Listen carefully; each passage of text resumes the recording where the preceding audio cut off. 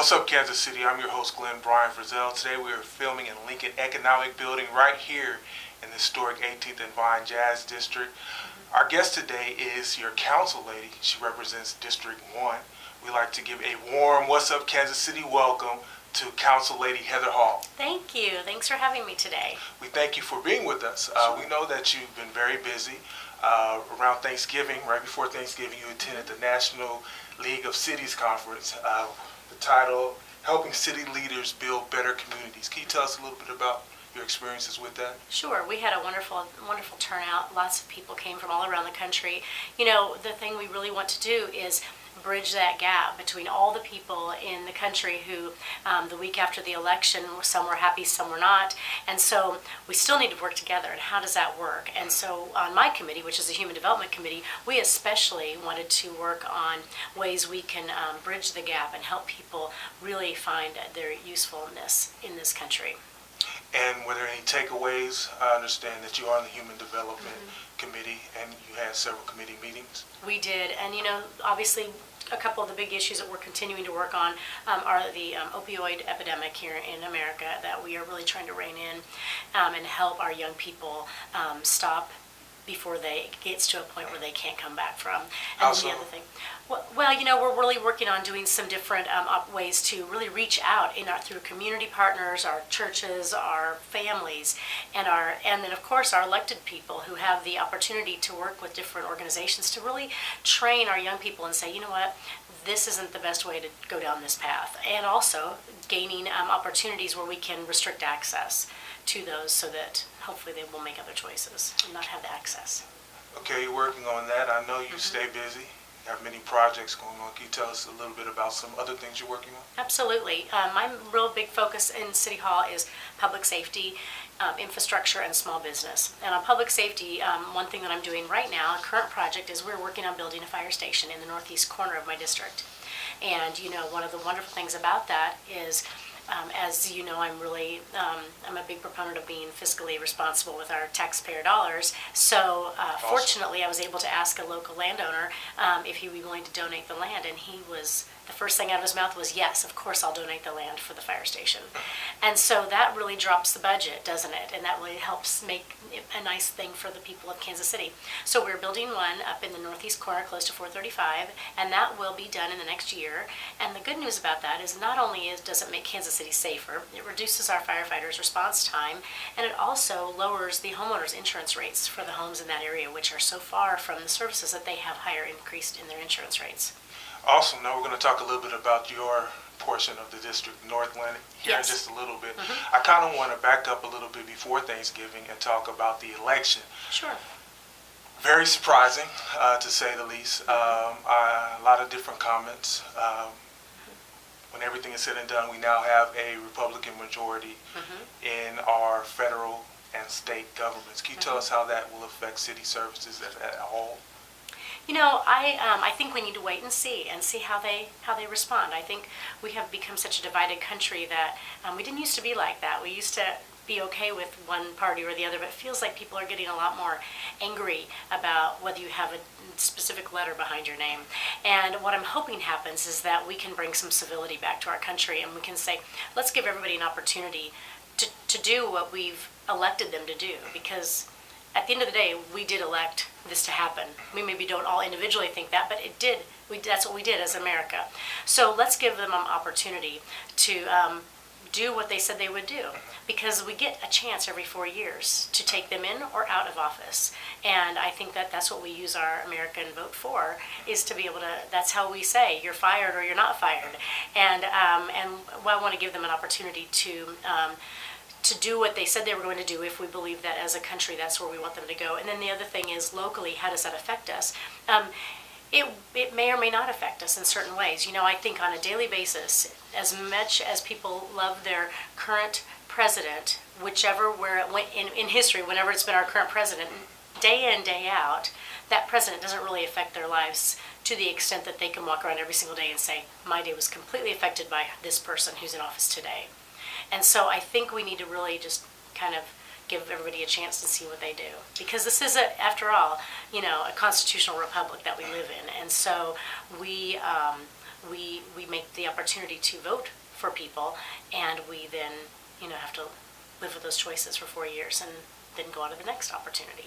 Now we know the United States election project projected that only 42% of eligible voters in America actually voted. Is that a surprising, if not harsh statistic? I mean, is that... Well, How do you feel no about that? and yes. It's not surprising. We are at an all-time high in this country of voter apathy. People have not been voting. They've not been turning out to vote in any election. So I don't think we just need to say this one. I think we need to go back in history and look at it. What has our turnout been over the last several elections and see where we are. And but the one thing is people just, they don't get engaged. They think my vote's not going to count. Well, you know what? Your vote does count, and you do need to vote, and you need to exercise your right.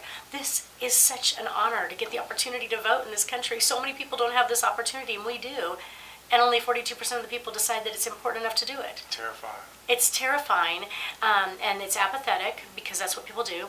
So, no, I'm not surprised. Yes, I'm disappointed. I would love more people to get out there and get engaged. You talk about engagement. Oftentimes, we in our community will vote, and then it stops there. Right. There's also steps that lead up to that, being actively Absolutely. politically in your community.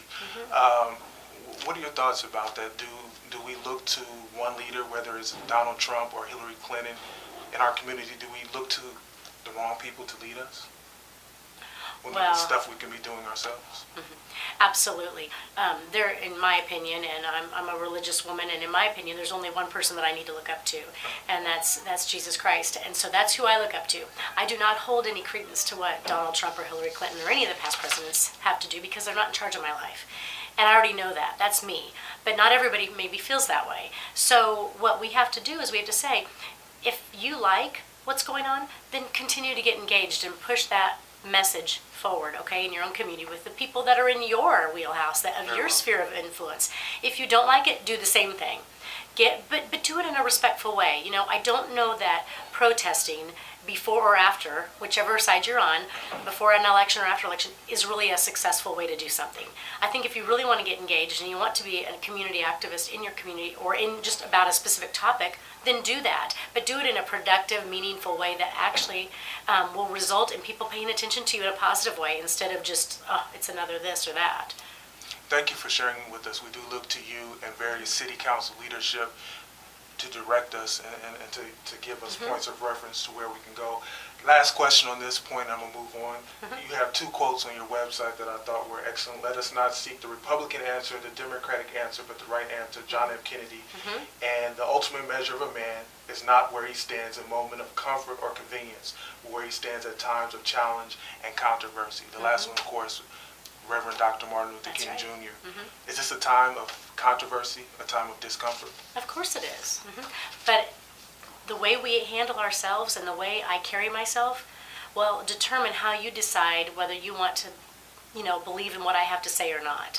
And if I'm angry and fighting and argumentative and angry and saying bad things about one or the other, that's not a win. And that doesn't make you think that I'm a good leader. And I want to be a good leader, and a good leader will lead regardless of who's in the Oval Office or not, and that's what I want to be. Thank you. We're listening. Can you tell us a little bit about the Northland?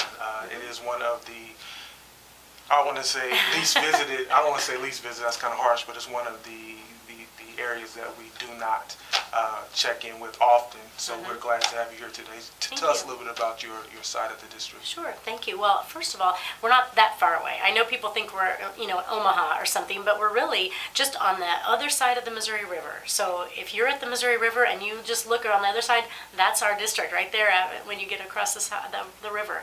So we have a lot of wonderful things. One of our best things about us, as far from a tourism perspective, is we have Worlds of Fun. And Worlds of Fun is not only an extraordinary tourist attraction for Kansas City, which also increases revenue for the city on convention and tourism tax, so it helps the whole city. And the other thing is it has an amazing employment opportunity for our young people. And this coming year in 2017, they are expanding their season. They will be open through Winterfest. So not only will that be more tourism dollars and more people coming to Kansas City for a longer period, but it also means more employment opportunities for our young people through December through Christmas. So that's a great thing that we have going for us in District 1. The other thing is we have wonderful schools. We have many school districts, but I'll tell you about North Kansas City School District. That has just been awarded a Blue Ribbon Award, and it's also been awarded an energy efficient school. They use all of their compressed natural gas for their bus system. They were awarded an award in Washington, D.C. just last month because of their innovation. And they also are ranked through the state of Missouri at 97% of successfulness for all of their students. Awesome. Now I have doing great work. This is a disclaimer. I have a second cousin with a son in the Northland School District. Okay. So that's awesome. Now you mentioned on your platform, your initial platform that Yes. you ran with, that you're for small business growth. Absolutely. Can you tell us how you've been promoting that? Well, first of all, I'm always talking to startups. I'm out there working with the Kauffman Foundation, with the 1 Million Cups, with the Small Business Square one through the Mid-Continent Public Library, KC SourceLink, many organizations. We just had 1 Million Cups last week, and talking to people who really want to start something but are afraid, giving them the tools they need. How do we get downtown to, the BizCare to figure out what our permits look like and how do we sign up to become a business? So really working with people on their ideas, and then also facilitating their promotion. As you said, we said have a public relations love, and I think that no matter how great your business is, if no one knows about it, then your business isn't going to be great. And so part of that process is educating people to teach people to come to their business. Now, you also ran on a Fiscal Transparency. You said you have to be willing to say no to out-of-control spending.